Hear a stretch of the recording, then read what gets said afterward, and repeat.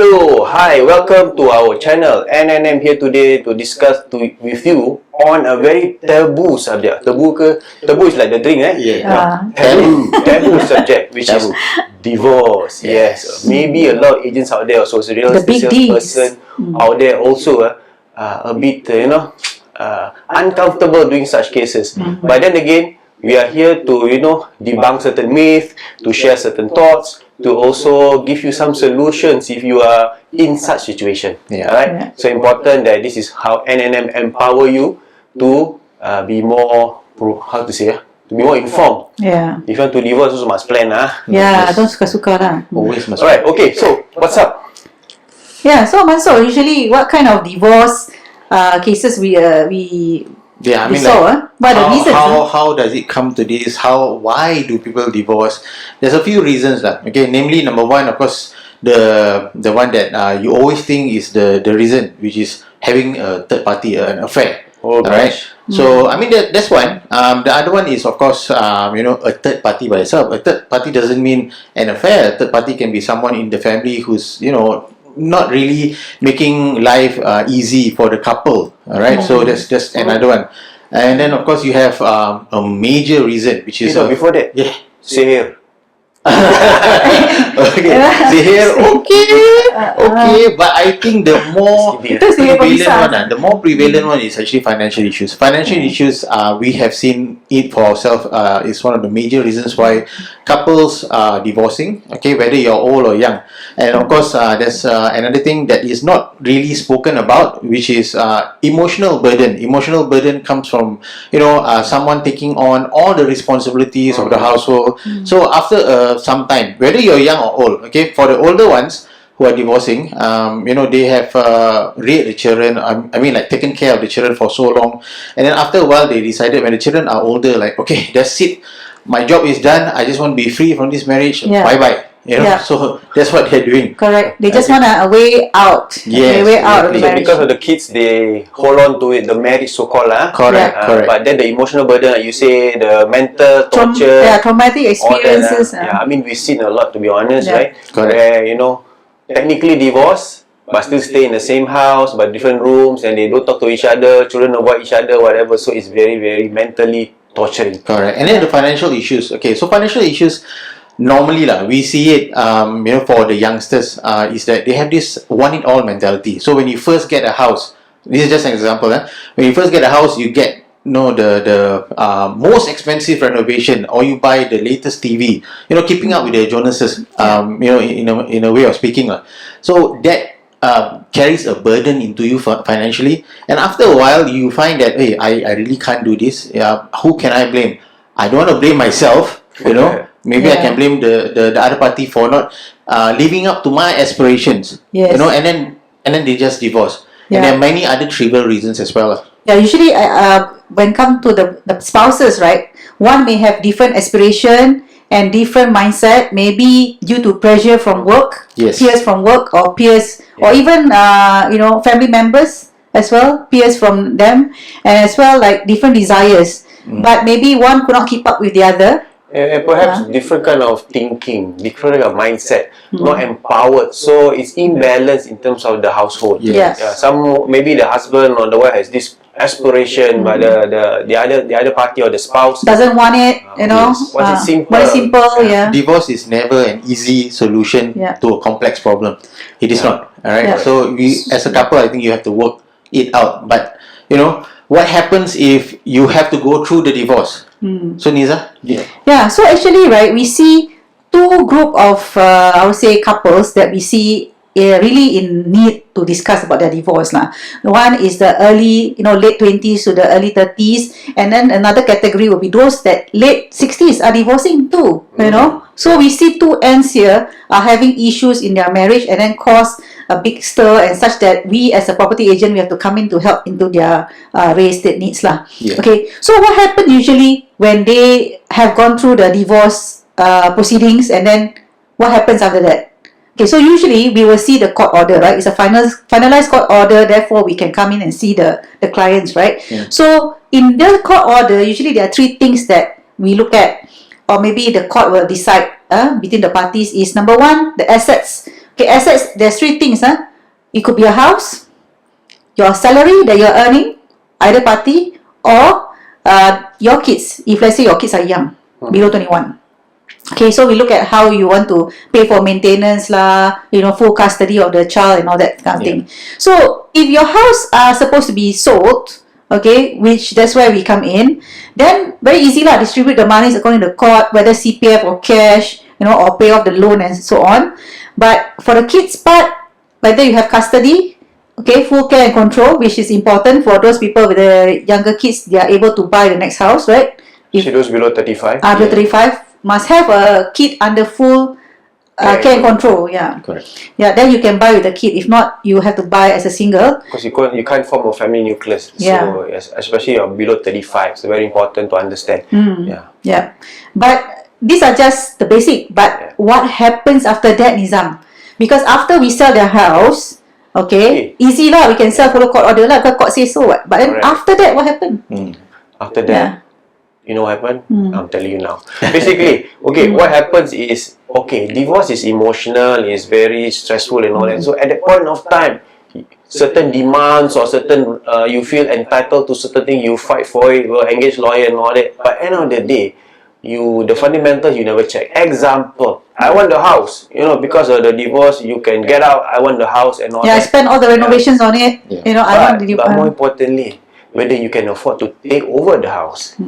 Is your salary enough to cover the outstanding loan? Are you in terms of eligibility, are you eligible for that in the first instance? So very, very, very technical term that you must understand.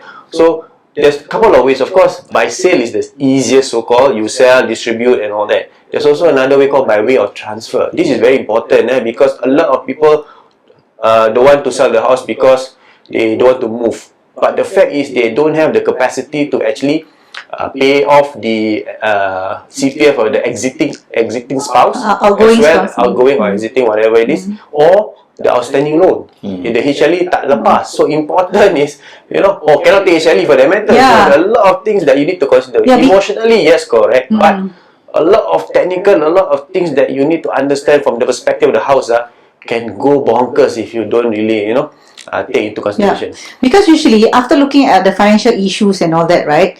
Why there are financial issues? Because not only their expenditure, because their income themselves are not high enough. Okay? Some people may think if you have an income of 3,000, good lah, 3,000. But no, the moment you divorce, 3,000 is not enough for you to go and buy a house. Even after distribution of monies from the divorce. Let's say you win 70% of the case. Let's say you win 70% of the proceeds or whatever. You think that is enough to buy for the next house? I doubt so. Especially because today's market lah. this is today's market. Because minimally, if you want to buy a house, let's say a minimum 2-room resale, $260,000. Okay, 3-room resale minimum 350. 4-room minimum 400K. And here these three categories we mentioned, 2-room, 3-room, 4-room, they are resale for the balance, for the age of the flat that is balance maybe 60 years or 50 old flats. These are the price. So you want to look at, like, say, a 5-year-old flat or 10-year-old flat, the price would not be like this, honestly, right? So if you have an income of 3,000 as a single person or single parent, you think you are eligible to buy the resale? Moving on from your divorce? We also need to understand in today's context, especially in Singapore, right? Dual income does play an important role. Yes. We have to accept that. Owning a property in Singapore, be it HDB or what, importantly, a single income may be a bit stressed unless your income is high. But then again, you must know this technicality, the fundamentals before you actually decide on what is the next course of action. Actually, what Nizam and Niza has been saying, divorce is a complex issue, but in the complexities, there's a logical process. Now, if you think about it logically, you have to follow this logical process in order for you to come to a logical conclusion. So you cannot be illogical about your wants and needs when it comes to the divorce process. So have someone plan with you, and really think about your next step. And if you are unsure about that, you need to have somebody to actually sit down and explain the process to you. So as much as divorce is, is an emotional process, but you have to be logical to go through this process before you even thinking of it, right? If you're thinking of it, please do a logical assessment first. Let me interject. You may disagree in every single thing because of divorce, but you must agree in one thing. Whether either of you can take over the house financially, or the best option is selling the house. Very important. And also, once you sell, is there a capability for you to actually buy a house on your own? If not, this will be a burden to someone else. Yeah. And usually in our clientele that we met, right, if let's say they cannot afford to buy, where do they stay? They end up going back to parents. And what if their parents themselves are having issues maintaining their livelihood? Okay, that means, for example, they're staying in a 3-room flat, and you come in with your kids after their divorce. And that is, let's say, it's only you. What if your sibling also divorced and fall back on your parents? Yes. So we see quite a number of such cases in our community like this, and it's really concerning. And we felt that they should be more, more educated and thorough in their logical reasoning for the divorce, rather than just emotional. Recently, I mean, just to interject, I mean, for some people have been wanting divorce for the most trivial of reasons. We are not guidance counselors or marriage counselors. No, we are not. But I think for those who are thinking about divorce, I think for us, the advice would be really sit down and talk about it, because although this is a topic that is heavy, and then we do not really want to delve into it too much, the best way forward is to, once you have exhausted all options of reconciliation, then only do you consider divorce. Yes. And therefore, if let's say after all that you still think, I still need to divorce, sorry, I still need to divorce, okay, then please start finding a good career. Try to look into your financial assets. Okay, what do you have? What can you afford? If not, I need to go for training to have a better career, advancement, and all that. And also see how you can manage your life on your own. Don't always think of the fallback to my parents, fallback to BTO. Sorry, not everybody can buy BTO. If you buy BTO, you got to pay levy. You got to have some eligibility conditions to meet. Correct. So you cannot a lot of you call that technicalities, like I say, you need to think about before you sign that divorce papers for whatever reason. And of course, need to empower yourself. If, like say what Nizam say, you need to divorce for whatever reason, I think important you need to internalize and see whether you are able to move on with the property, or even buying another property, buying another HDB on your own.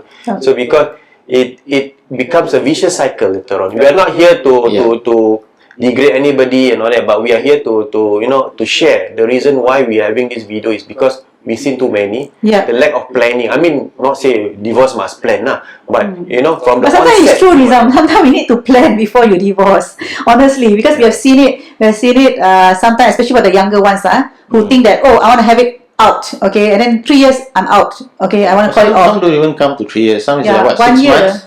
Sometimes they just got a BTO and then they want a divorce. Worst thing, you just got a BTO, have an MOP, and you are in the process of divorce or already divorced. Another set of issues. Okay. But then again, of course, we are not here, like what Nawan so say, we're not divorce lawyers or counselors, whatever, but we are here to empower you with the right knowledge so that if there's a need, you are able to know what is your course of action, what you need to plan from today. Whether, don't talk about divorce, even those out there who are happily married, you also must plan in terms of the eventuality of not divorce, but maybe death and all that. So important, it's not just about divorce, my friend. So we are very clear about our objective in this video. So, if you have any issues, any questions, anything you want to ask, there's only one number to call, 967-04-504. Exactly.